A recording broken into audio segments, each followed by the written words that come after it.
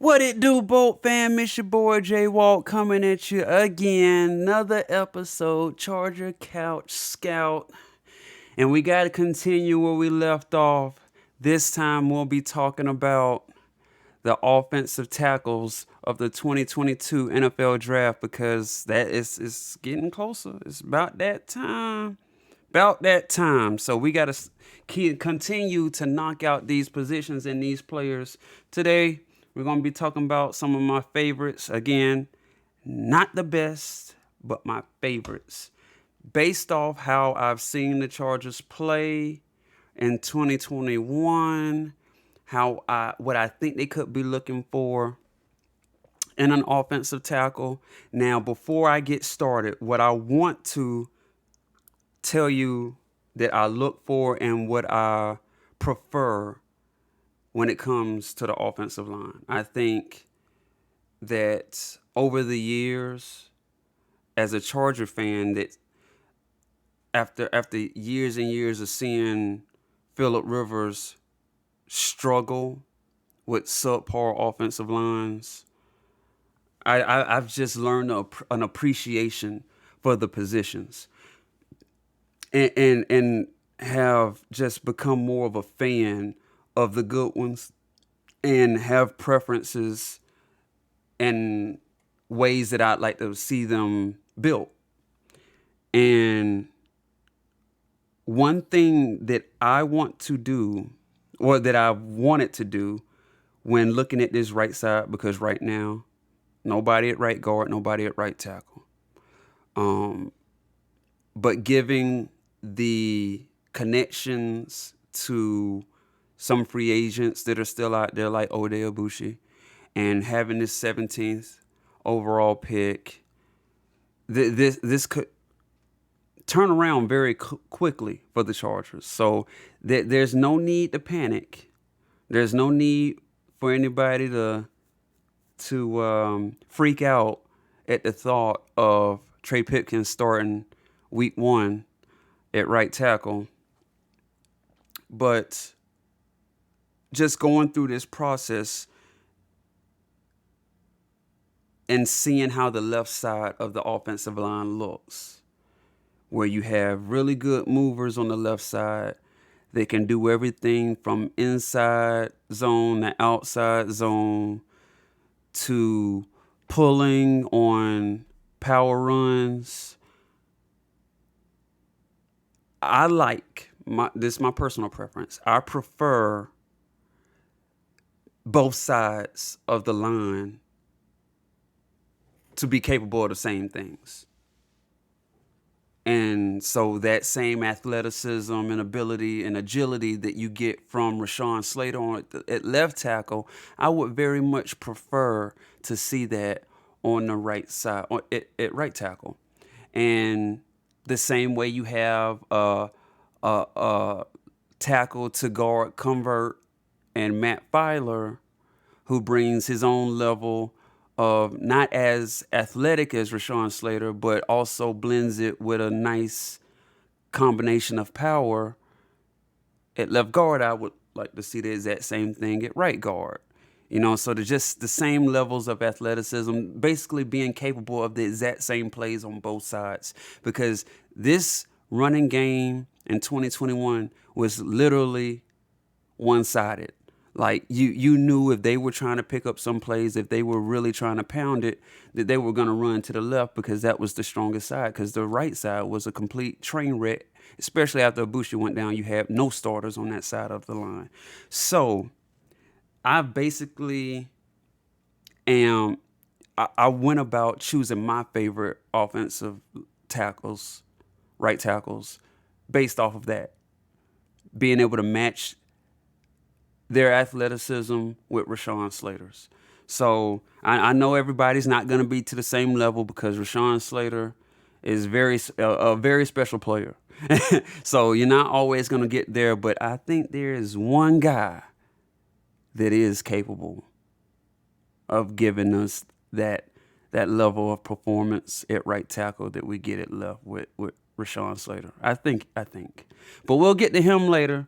What we're going to do is, before we actually get to the Fave 5. We got to talk about Trevor Penny. And I'm just going to let the cat out the bag now. He is not in my Fave 5. He's not in it. He's not close. And I don't want to make it sound like I'm completely hating on this guy. But all of you out there on the interwebs, this is your fault. The blood is on your hands because you've left me no choice, because some of you Charger fans out there, ooh, you get on Twitter and you get on Instagram and you start asking for Trevor Penny get 17 or trade up for Trevor Penny. I don't know where this is coming from. I even question if we're even looking at the same player. Because the player that I see ain't worth trading up for. The player I see ain't worth taking at 17. The player that I see is very flawed and needs a hell of a lot of work. And this is one of those things where, I'll just say, out of all of the potential players that the Chargers could take at 17, the only one that would actually bother me if they drafted him would be Trevor Penny. Because I feel like this team is in a position to add a pivotal piece that can take them to the next level. And with Trevor Penny needing the amount of work that he needs, I seriously doubt that it's him.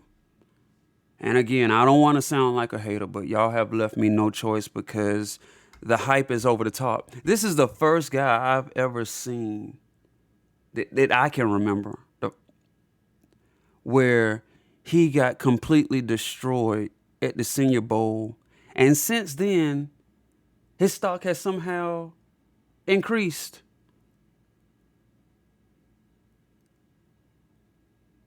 Unbelievable. Unbelievable.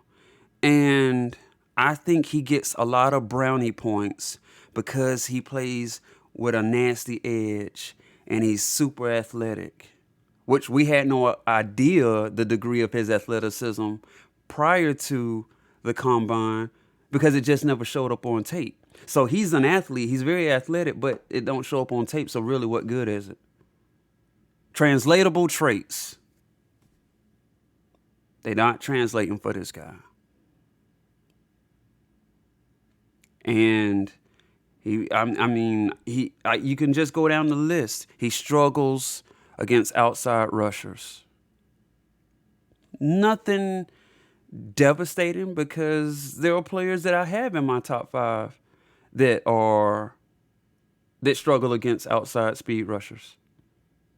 Plays with poor pad height.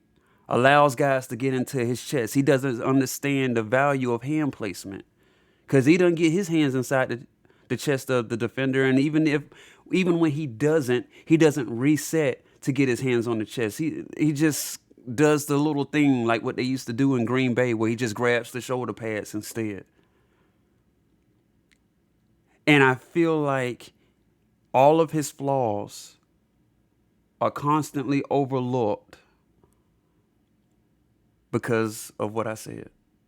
The athleticism and the mean streak. Because he likes to bury guys after plays. And it's okay to be an asshole as long as you're good. Because then you're a good asshole. But if you're an asshole but you're getting your butt whooped the whole game, well then you're just an asshole.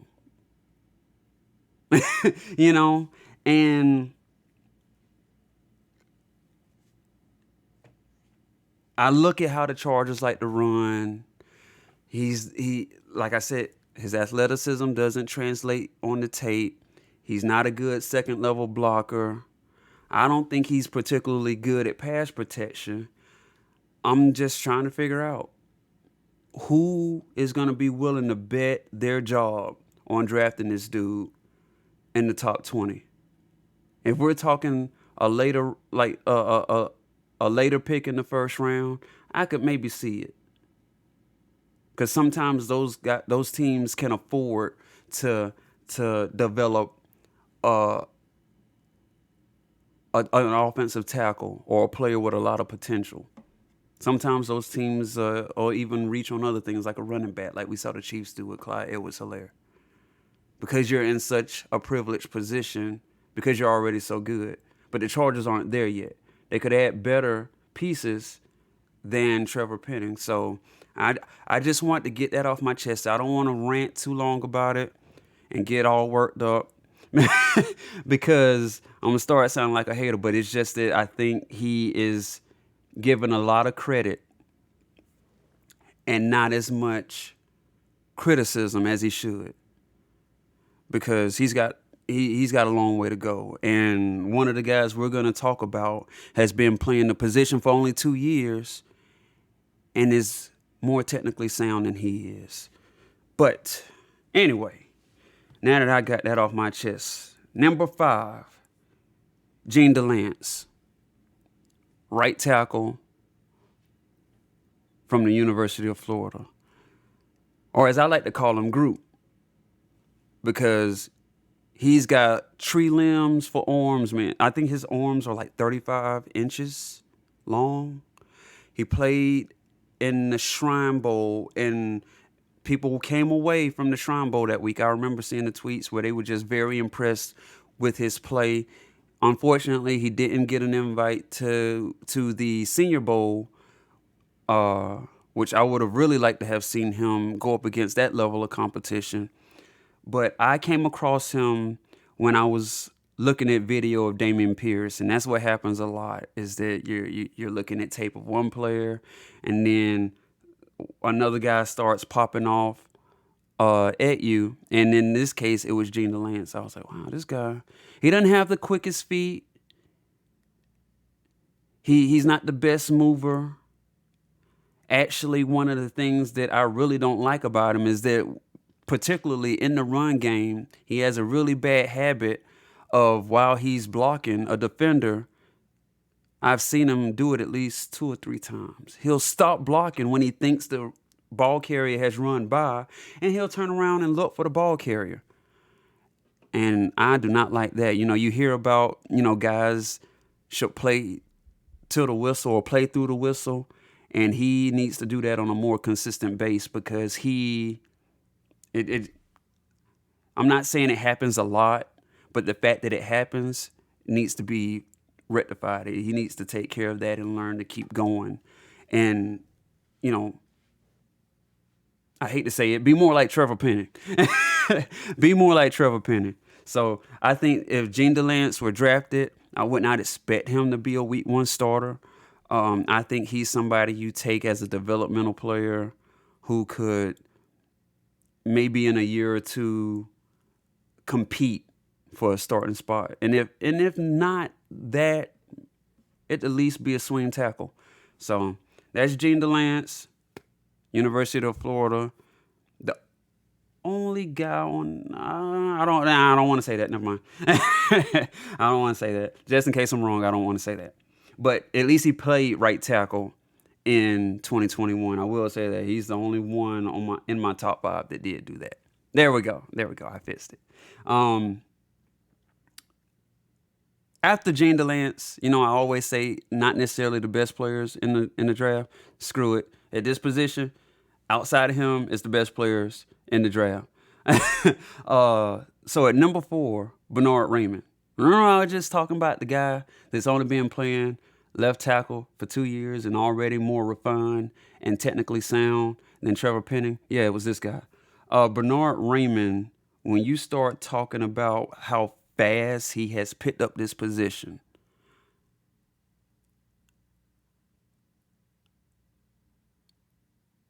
you start thinking about trajectory. And I'll talk about trajectory with him specifically because the biggest knock on this guy is that he's going to be 25 years old when the season starts.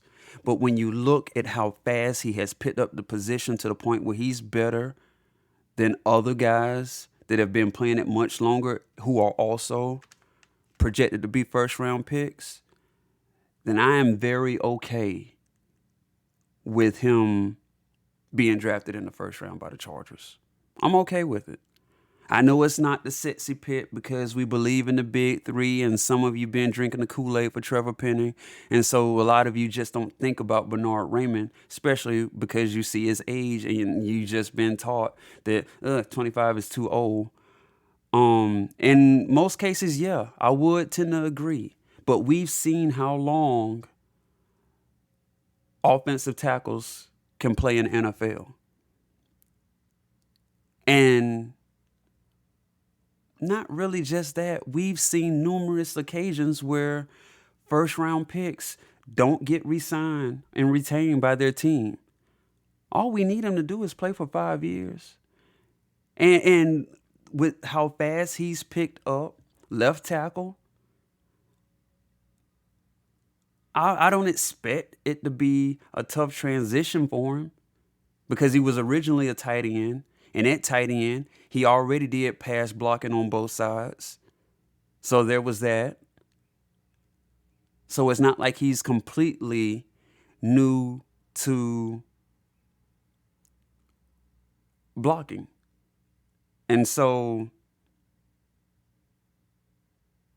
I'm just a big fan of his athleticism. Again, at least his athleticism shows up on tape to a degree because he's really good at getting to the second level, cutting off those linebackers and DBs. He's not a very a mean, aggressive player. I don't think he's going to be anything like that.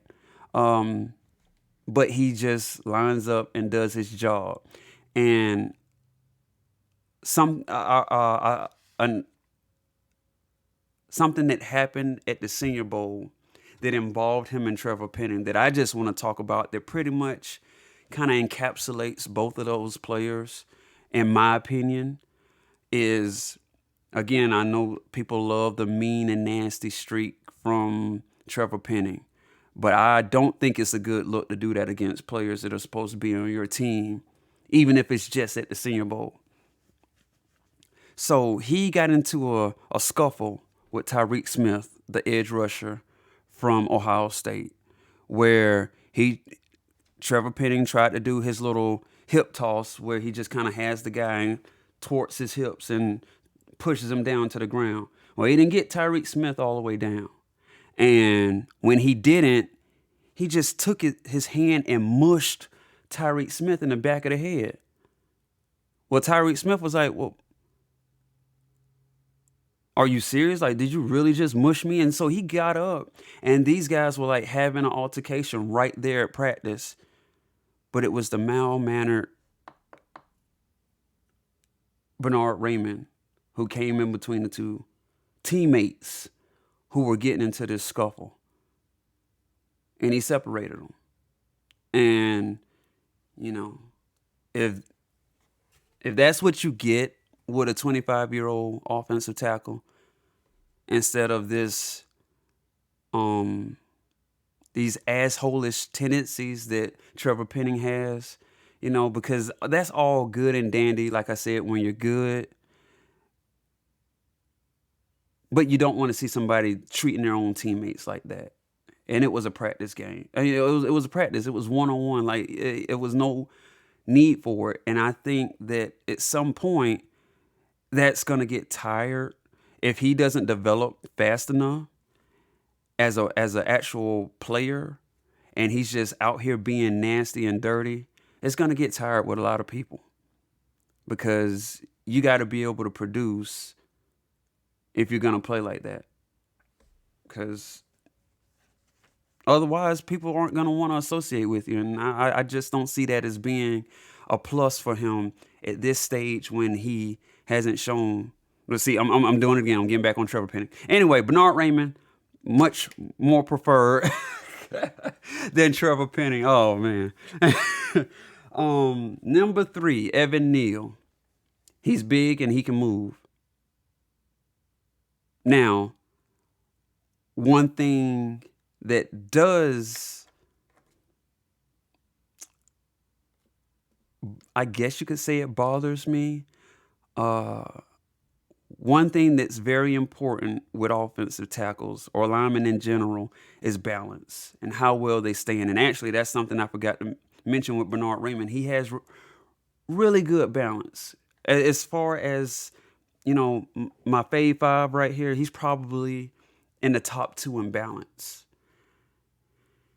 Whereas Evan Neal, he can be knocked off balance sometimes.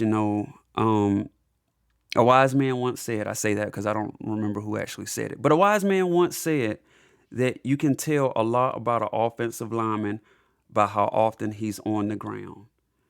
And you'll see Evan Neal be on the ground a little bit sometimes, but it's not an habitual thing where he's just always getting up like Max Mitchell. Like Max Mitchell is like that. Like he's just always on his ass. But Evan Neal, we've seen him play up and down the offensive line. We've seen him play left tackle, right tackle. We've seen him play guard. He's done a little bit of this, a little bit of that. Just tried and true, battle tested coming out of the SEC. You want to run power, he can run power. You wanna get him on the move, you can do that too. So, doubtful that him, just like these other two, would fall to the Chargers. But we've seen crazier things happen.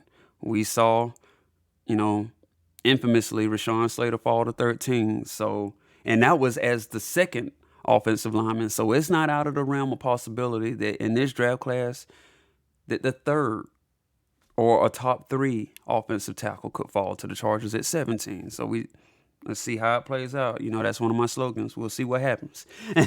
Number 2, Mcquanno. And I just want to tell y'all a little bit about my history with Mcquanno, because I was listening to Draft Dudes always say, this is a year-round thing for me, watching college players getting ready. And it was last spring after the 2021 draft. I was listening to Draft Dudes, and Joe Marino started talking about Mcquanno. And I looked this dude up, and it was love at first sight, because I knew that it was only a matter of time before Bulaga either retired or was cut by the Chargers, just because he simply couldn't stay healthy. And I fell in love with this guy because he was a vicious run blocker. Vicious.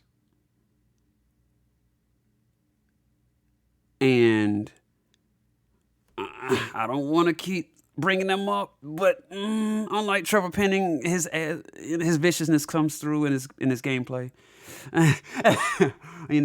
It's conveyed in the way he plays between the whistles. He will bury you. Halftime could be a funeral for some of the guys that he has faced, because he has buried guys on the field. First level, second level, third level defender. It don't matter what level you on. If he gets his hands on you, it's over. Probably the most dominant, not probably, is the most dominant run blocker in this draft class. Pass protection, well, that's a whole nother story.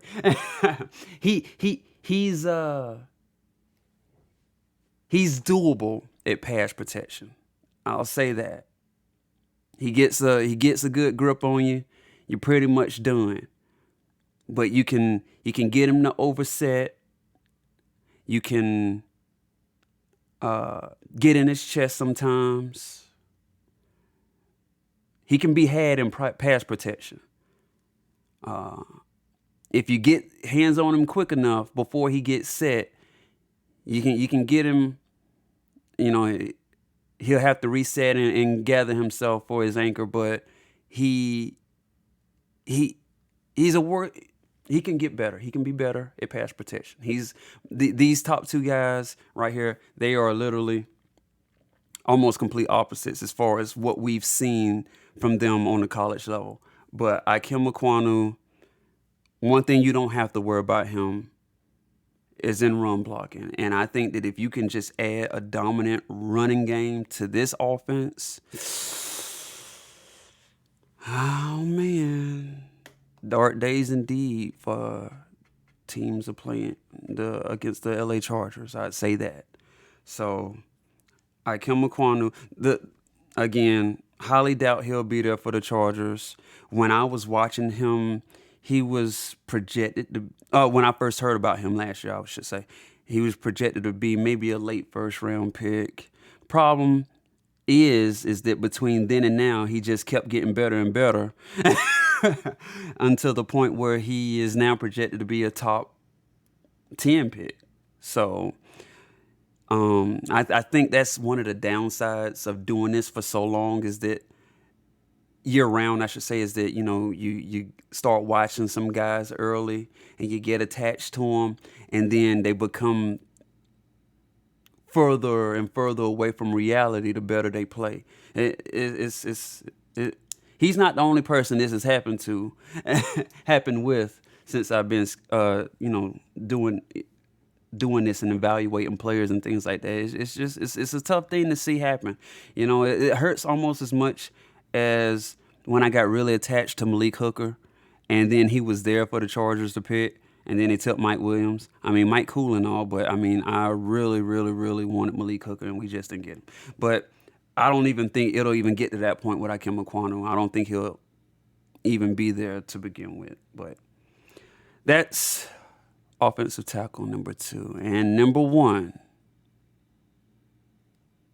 the very underappreciated Charles Cross.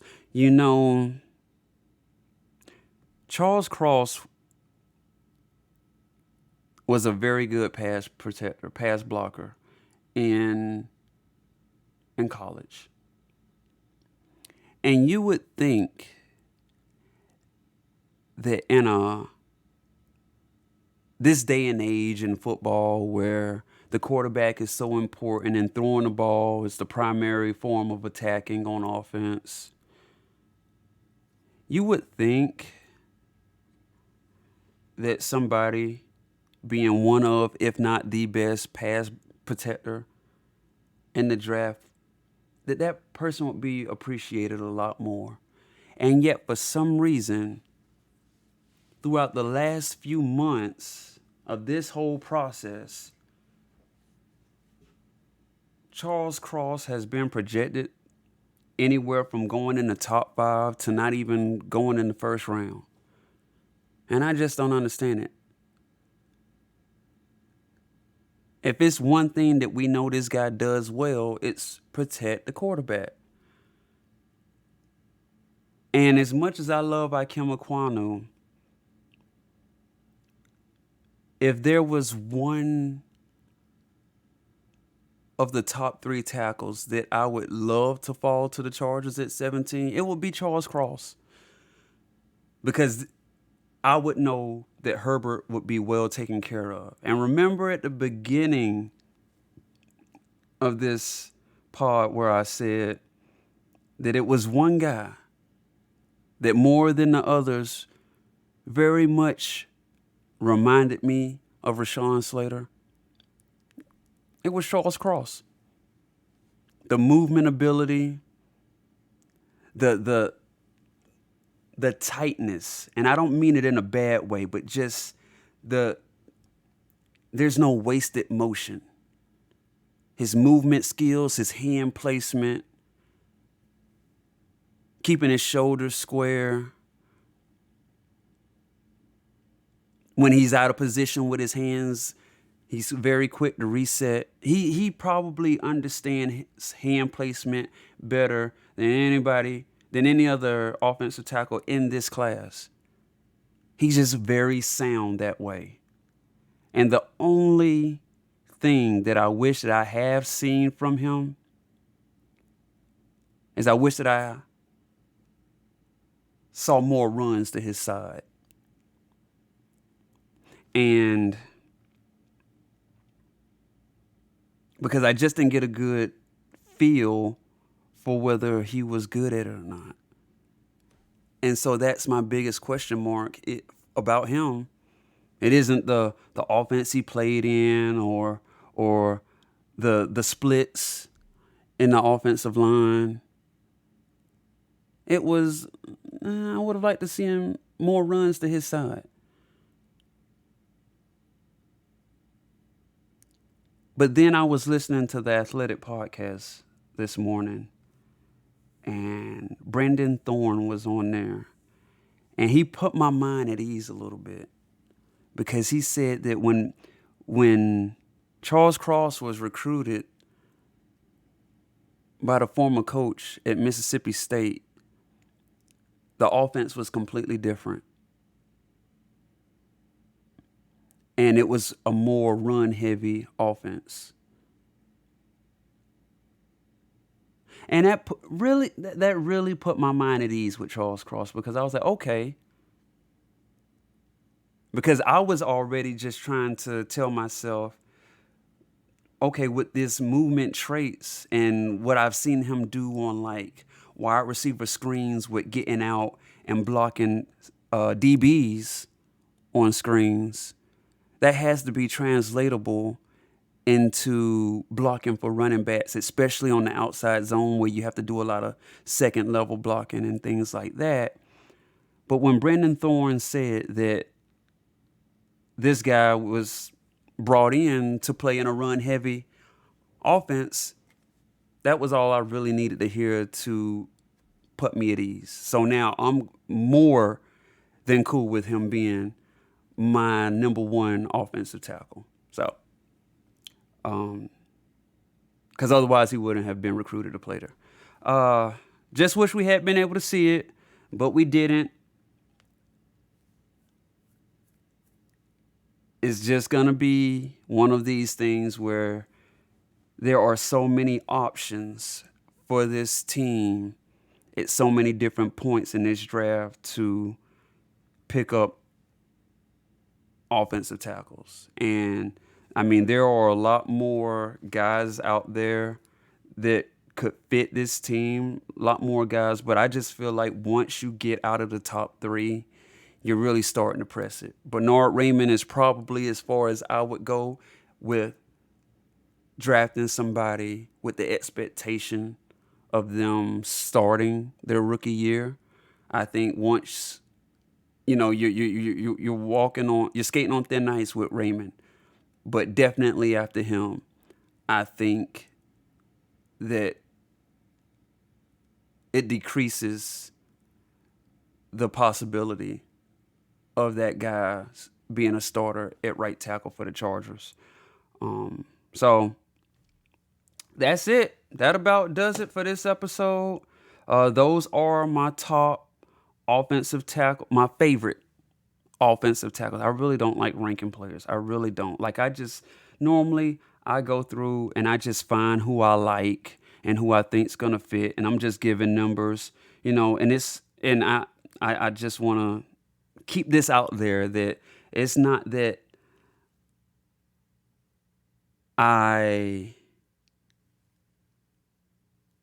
just love guys at certain spots, but part of the draft is being able to find guys at different parts of the draft that can bring to the team what you want them to do. And the offensive tackle class is very hard this year because of that. Because, like I just said, outside of those top four, you're not going to get an immediate contributor, I don't believe. And so that's why, unlike other videos like this, you're gonna have so many of the top ones at the position actually on my list, because it's not looking too good after them. So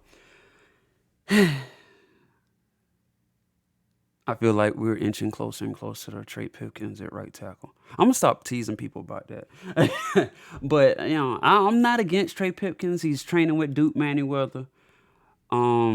If you can be high on a rookie offensive tackle training with Duke Manyweather, why can't you be high on a veteran training with Duke Manyweather? I wonder why that's not why that's a thing. Because I mean, call me I'm not an optimist, But I've given a lot of Charger offensive linemen the benefit of the doubt. So why not throw another one out there? But you just got to see how it falls. You got to see how it plays out. I would love to add any of these guys to the team. It's just a matter of how the board falls, and if Brandon Staley and Tom Telesco want to add one of these guys, or if they got somebody else in mind. So we'll see what happens. But that about does it for this episode of Charger Couch Scout. You've been kicking it with your boy J Walt. I'll holler at you next time. Peace.